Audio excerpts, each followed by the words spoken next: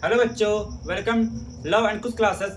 आज हम लोग पढ़ेंगे फिजिक्स के सही फार्मूले जो कि हमारे बोर्ड एग्जाम के लिए बहुत ज़्यादा इंपॉर्टेंट होते हैं। जैसे इलेक्ट्रिसिटी के हम लोग पढ़ते हैं Q एन ई और I Q/T। ऐसे सभी फार्मूले हम लोग पढ़ेंगे जो कि वन शॉर्ट वीडियो में अप्लाई। तो यहाँ चालू करते हैं बिना टाइम वेस्ट किए। चार्ज क्या होता है? Charge it is a property of matter which attract और रिपेल। एक प्रॉपर्टी होती है मैटर की जो अट्रैक्ट करते हैं या तो रिपेल करते हैं। चार्ज इक्वल टू होता है, चार्ज का सिंबल होता है क्यू, जिस क्यू से हम लोग डिनोट करते हैं। क्यू इक्वल टू होता है n e. Q equal to क्या होता है? एन ई।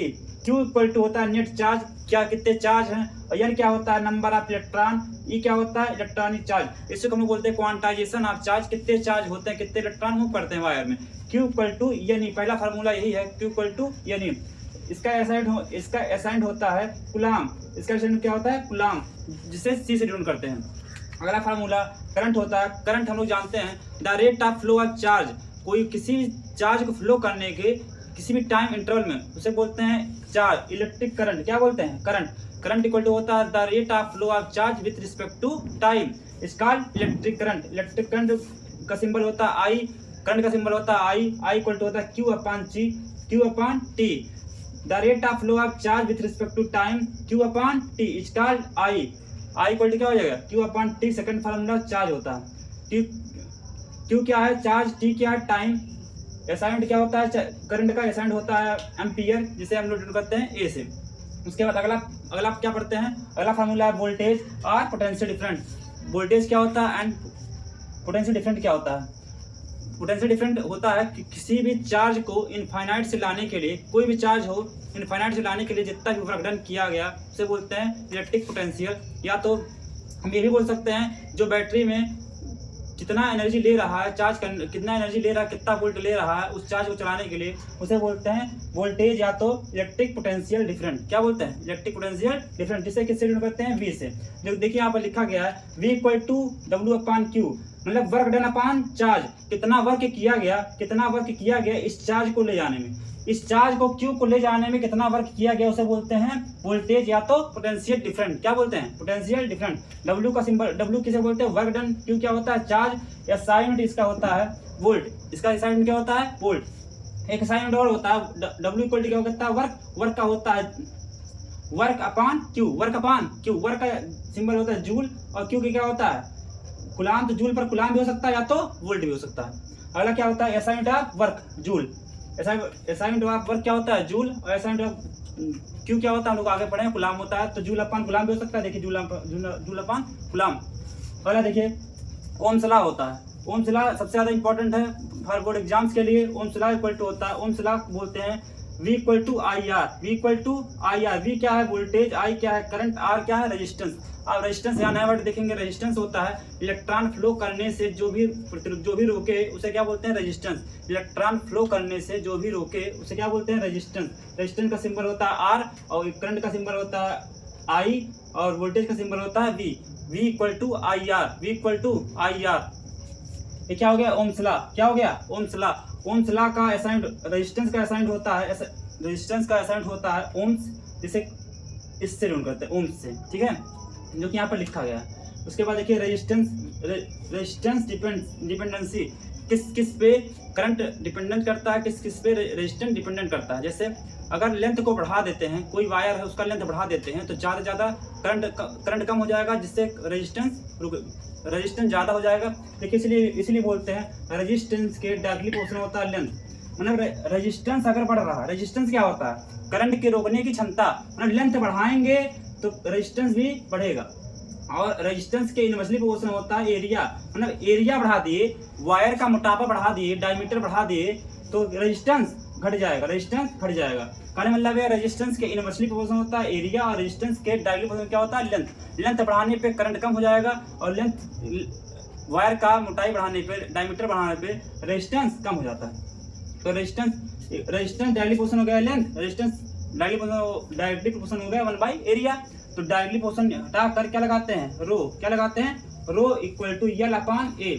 इसी रो को बोलते हैं रेजिस्टिविटी। क्या बोलते हैं? रेजिस्टिविटी एक मटेरियल की डिपेंडेंसी होती है कि मटेरियल कैसी है। तो रेजिस्टेंस इक्वल टू क्या हो गया, रो यल अपान ए। देखिए यहाँ पर फार्मूला लिखा है, रेजिस्टेंस इक्वल टू होता है रो यल अपान ए। यल क्या है, लेंथ ऑफ वायर, ए क्या है, area cross section area of wire, rho क्या है, रेजिस्टिविटी, आर क्या है, resistance. SI unit of rho का एसआई यूनिट क्या होता है, ओम मीटर। क्या होता है, ओम मीटर। निकाल सकते हैं यहाँ से, क्या होता है, रेजिस्टेंस का सिंबल होता है ओम, एरिया का होता है ओम होता है, रो यहाँ पर लिखेंगे यल, लेंथ का क्या होगा मीटर, और एरिया क्या होता है मीटर स्क्वायर। हमको इसका निकालना तो इधर जाएगा, एक एम से एक एम कैंसिल हो गया, ओम मीटर आ गया। देखिए यहाँ पर ओम मीटर, यहाँ से मल्टीप्लाई होगा तो क्या हो जाएगा, ओम मीटर। देखिए यहाँ पर लिखा है ओम मीटर। आगे हम लोग देखते हैं,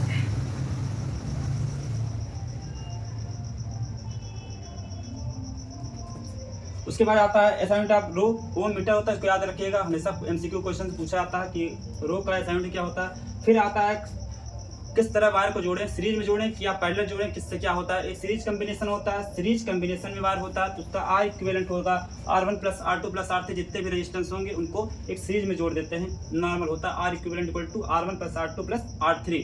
उसके बाद करंट रिमेन सेम। इसमें सीरीज में एक बात है, सीरीज में करंट सब में सेम जाएगा, जितने भी वायर हैं जितने भी रेजिस्टेंस है सब में करंट सेम जाएगा, लेकिन वोल्टेज डिवाइड हो जाएगा। वोल्टेज डिवाइड हो जाएगा क्योंकि रेजिस्टेंस सेम अलग अलग हो जाता है, इसीलिए वोल्टेज डिवाइड हो जाता है। और एक होता है पैरेलल कॉम्बिनेशन। पैरेलल कॉम्बिनेशन में ऊपर नीचे करके हम लोग देखते हैं कि ऐसे हम लोग देखे होंगे जब सॉल्व करते हुए, एक ऊपर एक नीचे, सब में क्या होता है, सब में करंट डिवाइड हो जाता है। इसमें क्या था, करंट रिमेन सेम था, इसमें करंट सब में डिवाइड, क्योंकि रास्ता बदल जा रहा है तो इसमें करंट डिवाइड हो जा रहा है, लेकिन वोल्टेज सब में सेम होगा। देखिए करंट डिवाइड हो रहा है लेकिन वोल्टेज रिमेन सेम, इसमें पैरेलल कॉम्बिनेशन में। सीरीज, इसको याद रखिएगा, इसी से हम लोग न्यूमेरिकल लगाते हैं। उसके बाद अगला क्या होता है, अगला होता है एनर्जी, जिसे बोलते हैं heating effect of current. Heating effect of current इसे क्या बोलते हैं, एनर्जी। आप इतना ध्यान रखिए, एनर्जी हीट है और हीट ही वर्क डन, या तो एनर्जी ही वर्क डन, हमेशा याद रखिएगा। एनर्जी ही वर्क है, वर्क ही एनर्जी, ठीक है। तो जैसे एनर्जी इक्वल टू क्या हो गया, एनर्जी इक्वल टू पी, मतलब एनर्जी पावर बोलते हैं ना, पावर इक्वल टू क्या हो गया, work upon time. Power equal to क्या हो गया, वर्क अपॉन टाइम। वर्क ही एनर्जी में बताया, तो वर्क को किससे डिनोट किया, डब्ल्यू से, तो एनर्जी को वर्क ही एनर्जी, एनर्जी वर्क है बताया ना। तो energy power equal to work upon time होगा, कितना वर्क किया गया है, कितने टाइम में उसे बोलते हैं पावर। तो पावर इक्वल टू क्या हो गया, एनर्जी अपॉन टाइम भी तो हो सकता है। तो वैसे एनर्जी इक्वल टू होता है वी आई टी, वी क्या है पोटेंशियल, आई क्या करंट, टी क्या टाइम, इक्वल टू होता है आई स्क्वायर आर टी। इसे बोलते हैं H equal to I square R T, I square R T, H equal to I square R T. उसके बाद इक्वल टू अगला फार्मूला वी स्क्वायर आर। जब भी हम लोग को पोटेंशियल दिया जाए या तो रेजिस्टेंस दिया जाए, टी दिया जाए, तो यहाँ पर H equal to V square R T या टी लगा देंगे। जिस तरह का क्वेश्चन में दिया रहेगा उस तरह का हम फार्मूला पुटअप करेंगे, हम लोग सॉल्व कर लेंगे। अगला आता है पावर। पावर का सिंबल होता है P, P equal to P. Power का 3 फार्मूला होता है, 3 फार्मूले में जो हम लोग को दिया रहेगा उस हिसाब से हम लोग तीनों पुट करके अपना क्वेश्चन सॉल्व करेंगे। पी इक्वल टू होता है वी आई, वी क्या है वोल्ट, आई क्या है करंट। एक होता है P equal to I square R, एक होता है P equal to V square R, V square upon R. 1 kilowatt में 3.6 न्यूटन पावर 6 जूल होता है। हम लोग हमेशा क्वेश्चन पूछते हैं एमसीक्यू में, इसलिए मैं लिख दिया 1 किलोवाट आवर में 3.6 न्यूटन पावर 6 जूल होता है। पावर इक्वल टू वाट होता है। ऐसा पावर का ऐसा क्या होता है, ऐसा पावर इक्वल टू क्या होता है, वाट। लाइट में रिफ्लेक्शन क्या होता है एंड रिफ्लेक्शन क्या होता है, 2 हेडिंग मेन है। पहले रिफ्लेक्शन या रिफ्लेक्शन होने से पहले हम बताते हैं रिफ्लेक्शन के 2 लॉ। रिफ्लेक्शन का पहला लॉ बताता है कि कोई अगर लाइट आ रही है किसी मिरर पे गिर रही है, जैसे कोई लाइट यहाँ पर बनाते हैं मिरर, जैसे यहाँ बनाए मिरर, कोई लाइट आ रही है, कोई लाइट आई और रिफ्लेक्ट होकर चली गई। यहाँ पर क्या लगा है, कोई किसी चीज का पॉलिश कर दिए, यहाँ से आए एक पर यहाँ पर बनाए नॉर्मल ले। क्या बनाए, नॉर्मल ले। नॉर्मल ले बनाने के बाद यहाँ बनता इस इंसिडेंट, इसे बोलते हैं इंसिडेंट रे, इसे बोलते हैं रिफ्लेक्टेड रे, इसे बोलते हैं इंसिडेंट रे, इसे बोलते हैं रिफ्लेक्टेड रे। इसके और इसके बीच में एक एंगल बनता है, इसे बोलते हैं एंगल आई। इसके बीच में एंगल एक बनता है angle are.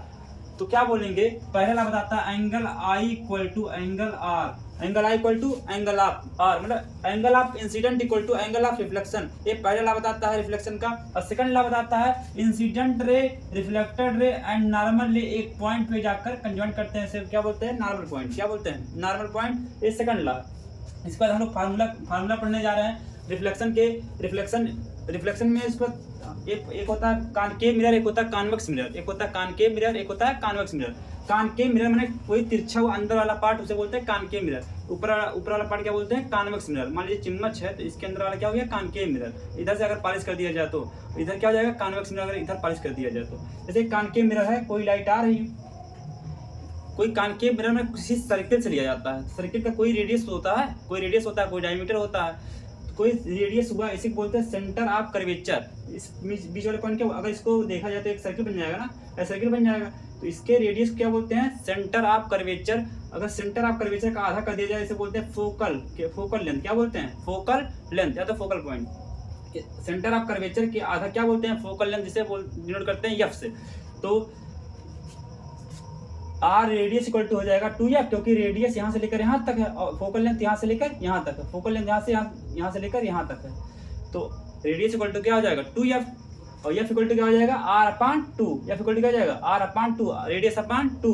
Radius of curvature r को बोलते हैं, f क्या बोलते हैं फोकल लेंथ, f क्या बोलते हैं फोकल लेंथ, r क्या बोलते हैं रेडियस ऑफ कर्वेचर। इससे हम लोग को देगा फोकल लेंथ दे देगा, पूछेगा रेडियस बताइए, या तो रेडियस दे देगा बताएगा फोकल लेंथ बताइए, तो इससे हम लोग कैलकुलेट कर लेंगे। पहला फार्मूला है रिफ्लेक्शन का। अगला क्या होता है मिरर फार्मूला। एक होता है मिरर फार्मूला जिसे बोलते हैं 1/f = 1/v + 1/u। v क्या होता है, v होता है इमेज डिस्टेंस, u क्या होता है ऑब्जेक्ट डिस्टेंस, माने कॉनकेव मिरर से कितने दूरी पे कोई ऑब्जेक्ट रखा गया है उसे बोलते हैं ऑब्जेक्ट डिस्टेंस। इधर हमेशा मिरर के लेफ्ट साइड ही रखा जाता है, कोई भी ऑब्जेक्ट हो, कभी भी राइट नहीं रखा जाता है, जिसकी वजह से। और इमेज क्या होता है इमेज, यू क्या होता है इमेज डिस्टेंस, यस क्या होता है कोई मान लीजिए ऑब्जेक्ट है, ऑब्जेक्ट को ऐसे तो इसके सामने रखेंगे, ऑब्जेक्ट इसके सामने ऐसे तो रखेंगे, तो ऑब्जेक्ट की हाइट को बोलते हैं हाइट ऑफ ऑब्जेक्ट, जिसे नोट करते हैं HO से। और एक होता है जहाँ इमेज बनेगा उसे बोलते हैं हाइट ऑफ इमेज, इसका कोई इमेज ही बनेगा, इसका मान लीजिए यहाँ ऊपर नीचे कोई इमेज बना तो क्या बोलेंगे हाइट ऑफ इमेज, क्या बोलेंगे हाइट ऑफ इमेज। एक होता है हाइट ऑफ ऑब्जेक्ट, एक होता है हाइट ऑफ इमेज।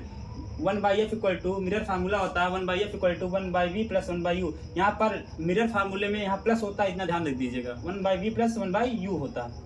अगला होता है मैग्नीफिकेशन। मैग्नीफिकेशन क्या होता है, मैग्नीफिकेशन इक्वल टू होता है height of image equal to height of image upon height of object, height of image upon height of object.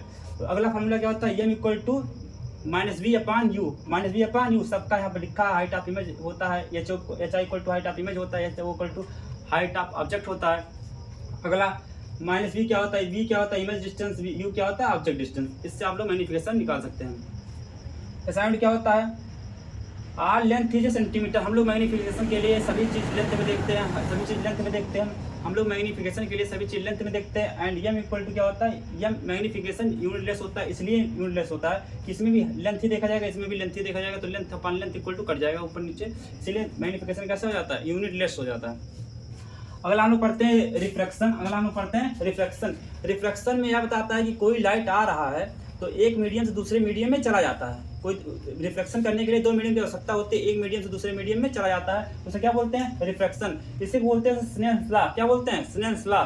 जैसे sin I upon sin R, sin I upon sin R, मैंने reflection जो incident angle आ रहा है upon reflected angle, इसे बोलते हैं mu से। किससे कहते हैं mu B respect to A, mu B respect to A, मतलब बी से आया ए में चला गया, बी से आया ए में चला गया, mu B upon mu A, mu B upon mu A, B से आया ए में चला गया, इसे बोलते हैं रिफ्रैक्टिव इंडेक्स। या तो उसके बाद वेलोसिटी के लिए V A upon V B, और ए क्या लेमडा, लेमडा किसे बोलते हैं वेवलेंथ को।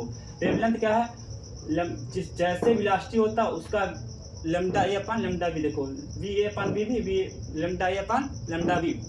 उसके बाद जैसे देखिए कोई लाइट आ रहा है, इंसिडेंट रे है, कोई मीडियम ए है, कोई मीडियम ए, एक कोई अलग मीडियम ए, कोई अलग मीडियम है बी। यहाँ से लाइट आया, थोड़ा सा जिस पथ पे इसको जाना चाहिए था उस पथ पे नहीं गया, थोड़ा सा रिफ्लेक्ट हो गया टुवर्ड्स द नॉर्मल, देखिए इधर चला आया, इसे बोलते हैं एंगल ऑफ रिफ्लेक्शन, इसे बोलते हैं एंगल ऑफ इंसिडेंट। इसका ऐसा होता है वेलोसिटी का, हम लोग हमेशा जानते हैं वेलोसिटी इक्वल टू होता है रेट पोजीशन अपॉन टाइम। तो पोजीशन किससे नापते हैं लेंथ से, और टाइम को किससे डिनोट करते हैं सेकंड से, तो मीटर बटे सेकंड। और लेमडा किससे का, लेमडा हम लोग हमेशा लेंथ के लिए नापते हैं, इसे लेमडा का ऐसा क्या हो जाएगा मीटर, क्या हो जाएगा मीटर। सेकंड क्या पढ़ते हैं, रिफ्रैक्टिव इंडेक्स, इससे यूज करते हैं म्यू से, इससे क्या किससे करते हैं, म्यू से। यूनिट लेस होता है, कैसा होता है, यूनिट लेस होता है, हमेशा रिफ्रैक्शन यूनिट लेस होता है। एक होता है एब्सोल्यूट रिफ्रैक्टिव इंडेक्स, एक होता है रिलेटिव रिफ्रैक्टिव इंडेक्स। एक होता है एब्सोल्यूट रिफ्रैक्टिव इंडेक्स, एक होता है relative refractive index. Absolute refractive index ऐसा होता है, एब्सोल्यूट रिफ्रैक्टिव इंडेक्स के लिए कंपलसरी होता है कोई एयर या तो वैक्यूम से लाइट आए और कहाँ पर जाए, कोई एयर या वैक्यूम से लाइट आए किसी अनदर मीडियम में चला जाए, उसे बोलते हैं एब्सोल्यूट रिफ्रैक्टिव इंडेक्स। क्या बोलते हैं, absolute refractive index. Absolute refractive index कोई एयर से आया या तो कोई वैक्यूम से आया, लाइट थोड़ा सा बेंड जाएगा टुवर्ड्स द नॉर्मल या तो अवे फ्रॉम द नॉर्मल, तो म्यू एक्स इक्वल टू क्या हो जाएगा, C upon V X. C upon V X मतलब सी किसे बोलते हैं, स्पीड ऑफ लाइट, मतलब एयर से आया और कहाँ चला गया, एक्स मीडियम में चला गया, इसलिए क्या बोले वी एक्स। तो म्यू एक्स इक्वल टू क्या हो जाएगा, सी अपॉन वी एक्स। ठीक है। एक होता है relative refractive index. Relative refractive index इसे बोलते हैं कोई भी लाइट आ रही है किसी another medium, relative refractive index मतलब दो लोग से रिलेटिव किया जा रहा है, इसका मतलब कोई दो मीडियम की होना आवश्यकता होती है। इसमें दो मीडियम होता है, एक मीडियम ए माना गया, इसमें मीडियम बी माना गया, इसमें कोई वैक्यूम नहीं होता। इसमें दो मीडियम होते हैं, एक मीडियम ए है, एक मीडियम बी है।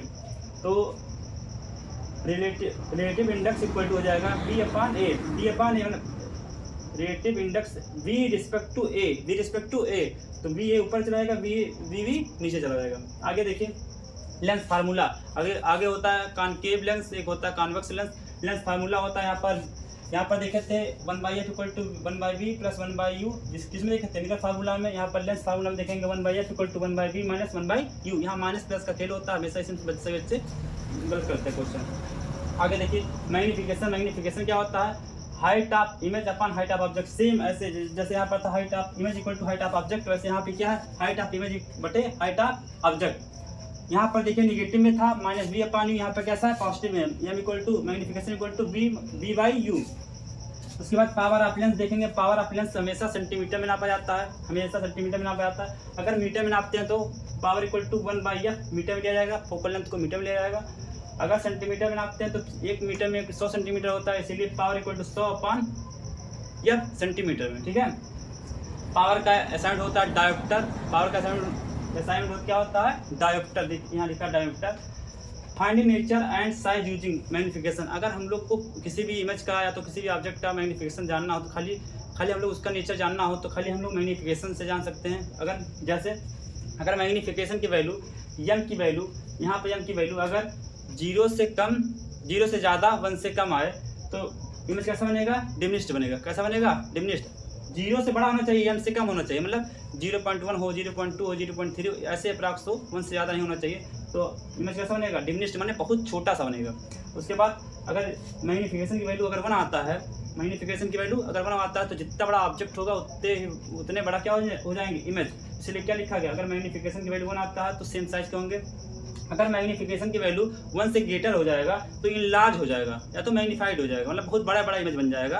अगर मैग्नीफिकेशन एम इक्वल टू या चाहे अपन एच को अगर 1 से ज़्यादा बड़ा कर दिया जाए तो क्या हो जाएगा, इनलार्ज बन जाएगा। अगर एम की वैल्यू एक कैरेक्टर हो सकता है, अगर एम की वैल्यू यहाँ पॉजिटिव आता है, एम की वैल्यू अगर यहाँ पॉजिटिव आता है तो वर्चुअल बनेगा एंड इरेक्ट बनेगा। इरेक्ट मतलब क्या, सीधा, इरेक्ट मतलब क्या, सीधा। अगर एम की वैल्यू नेगेटिव आता है तो रियल बनेगा या तो इन्वर्टेड। इन्वर्टेड माने क्या, उल्टा। अगर ऑब्जेक्ट इस तरह है तो इमेज कैसा बनेगा, उल्टा। ठीक है, समझ गए सब लोग मैग्नीफिकेशन। अगला चैप्टर है कलरफुल वर्ड, जिसमें कोई फार्मूला है ना, इसी सब फार्मूले से उसका भी चैप्टर क्वेश्चन निकल जाएगा। और एक चैप्टर है मूविंग चार्ज मैग्नेटिज्म, जो कि उसमें कोई फार्मूला नहीं है, उसमें थ्योरी है, सब थ्योरी अगले लेक्चर में आप लोग पढ़ाएंगे। ठीक है, अगला जो लेक्चर आपको चाहिए आप लोग कमेंट करिए। Thank you so much.